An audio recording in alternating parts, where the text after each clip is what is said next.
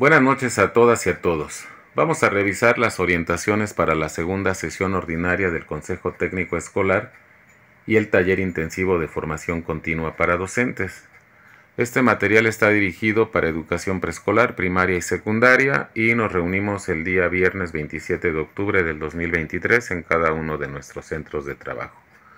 De la presentación sobresalen tres aspectos: la búsqueda de la felicidad de niños y adolescentes, la transformación del entorno, de la realidad, de la vida cotidiana de los estudiantes e iniciar un cambio verdadero. La agenda de trabajo para esta segunda sesión ordinaria del Consejo Técnico Escolar y el taller intensivo de formación continua para docentes se propone abordar los siguientes temas: proyectos educativos y vida cotidiana, la nueva escuela mexicana y el cambio de época, los ajustes a la planeación didáctica y los proyectos en desarrollo, la gestión escolar y los asuntos particulares de cada escuela. El propósito general es sistematizar la práctica docente y valorar la planeación didáctica como ejercicio de formación continua en la implementación del Plan de Estudio 2022 con la finalidad de avanzar en la transformación educativa y social, sustentada en el humanismo mexicano, el derecho humano a la educación y la justicia social. Los propósitos específicos son, sobre todo, valorar y dar seguimiento al programa analítico, a la planeación didáctica y, en su caso, al uso de los libros de texto gratuitos o materiales educativos en el marco del Plan de Estudio 2022, como elementos desde los cuales las maestras y los maestros transforman su práctica docente y desarrollan su pensamiento crítico.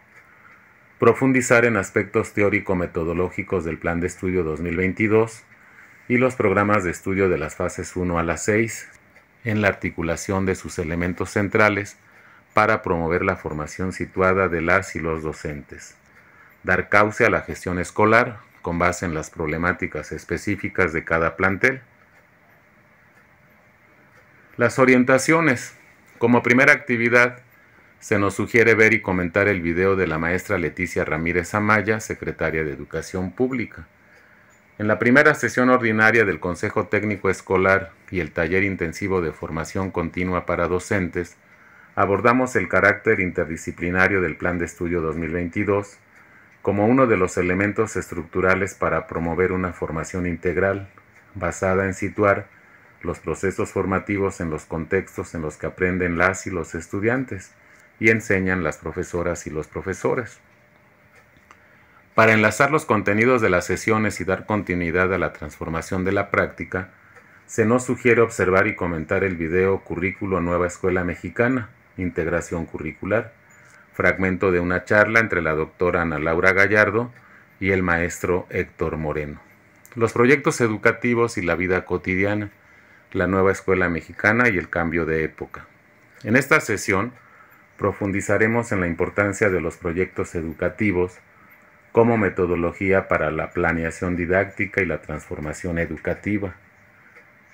Es importante recordar que los proyectos deben ser planteados a partir de situaciones de la realidad de las y los estudiantes para que el aprendizaje tenga significado y sentido para ellas y para ellos.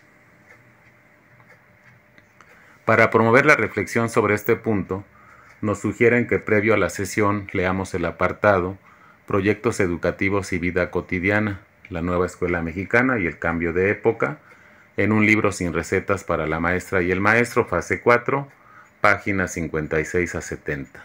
Para determinar en qué medida nuestros proyectos atienden la realidad de la escuela y de la comunidad, se nos sugiere realizar las siguientes actividades. A partir de la lectura propuesta, en colectivo socialicen sus nociones en torno a cómo entienden la vida cotidiana, por qué es importante recuperar el concepto de vida cotidiana para la construcción de proyectos. De acuerdo con el texto Proyectos educativos y vida cotidiana, la nueva escuela mexicana y el cambio de época, la vida cotidiana depende de dos factores que implican intersubjetividades entre los actores que intervienen en sus análisis y concepciones, la percepción y la interpretación de los entornos en donde vivimos. Se nos propone recuperar la lectura de la página 60 y 61 del texto sugerido, en las que se abordan los aspectos antes mencionados. A partir de las ideas del texto, se nos sugiere que en colectivo compartamos nuestra perspectiva acerca de los conceptos realidad y vida cotidiana, y que reflexionemos en torno a las siguientes cuestiones. ¿Su perspectiva de la realidad y la vida cotidiana es compartida? ¿Qué implicaciones para nuestro trabajo didáctico tiene el compartir la misma perspectiva o no compartirla? Para engarzar las actividades desarrolladas con su planeación didáctica, se nos sugiere que retomemos en lo individual un proyecto que hayamos diseñado en cualquiera de los escenarios, de aula escolar o comunitario. Enunciemos la problemática a la que atiende el proyecto. Revisemos el listado con algunos ejemplos en donde pueden ubicarse, conocerse y construirse las representaciones de la vida cotidiana que se presentan en las páginas 62 y 63 del texto y que se resumen en el siguiente esquema. Pongamos atención en esta parte.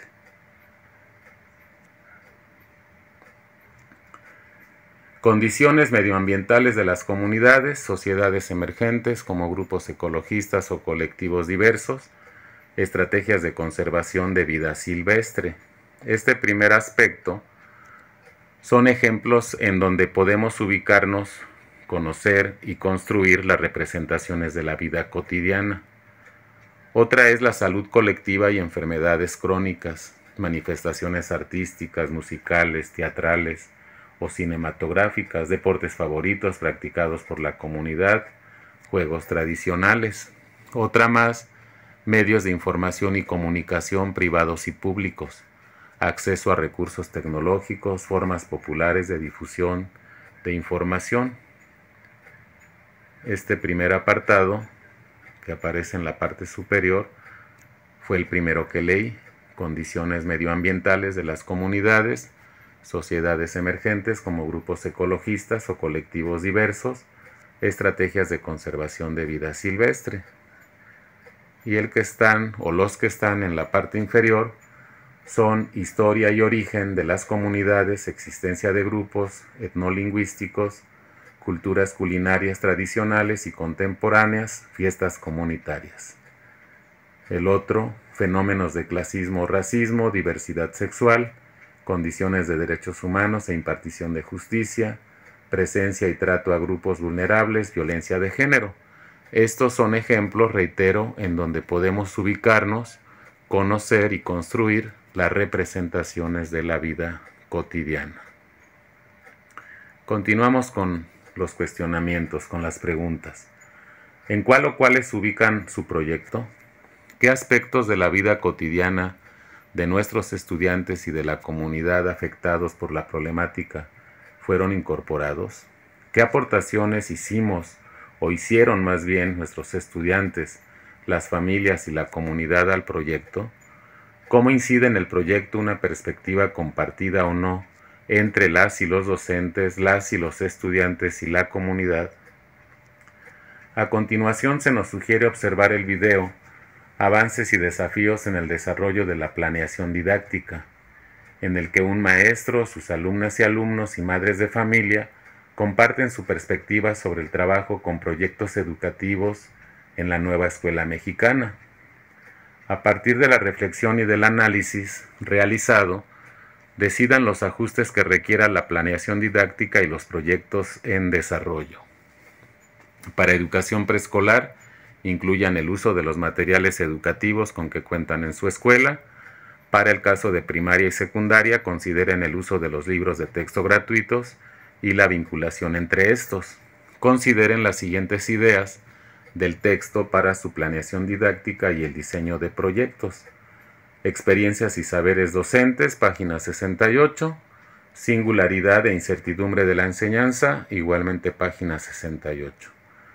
Para cerrar con la reflexión sobre la práctica y el texto leído, consideremos que cada maestro, cada maestra, tiene concepciones específicas de cómo entiende y lleva a la práctica su ejercicio docente. un ejercicio político-ideológico cargado de historias de vida, intereses, pasiones y convicciones.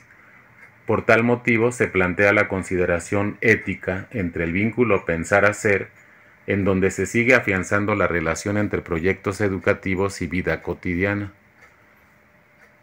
La idea es plantear ejercicios para la sistematización de la práctica docente a partir de una de las herramientas que ha cobrado relevancia en el ámbito educativo, como lo es la narración. Sistematizar la práctica docente conlleva reconocer las experiencias de aprendizaje que se han cosechado, cimentando una posibilidad para enriquecer la formación profesional del colectivo docente.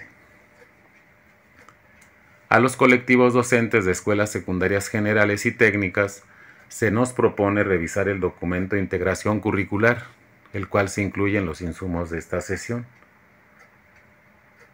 Gestión escolar y asuntos particulares de la escuela.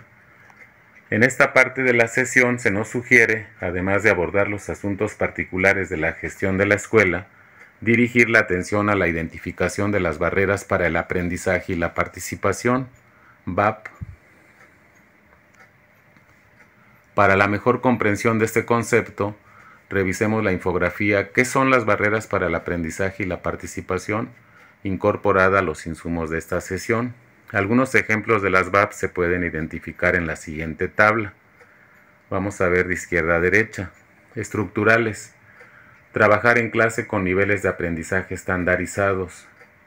Negar la atención a los estudiantes por no contar con los recursos materiales o humanos en la escuela.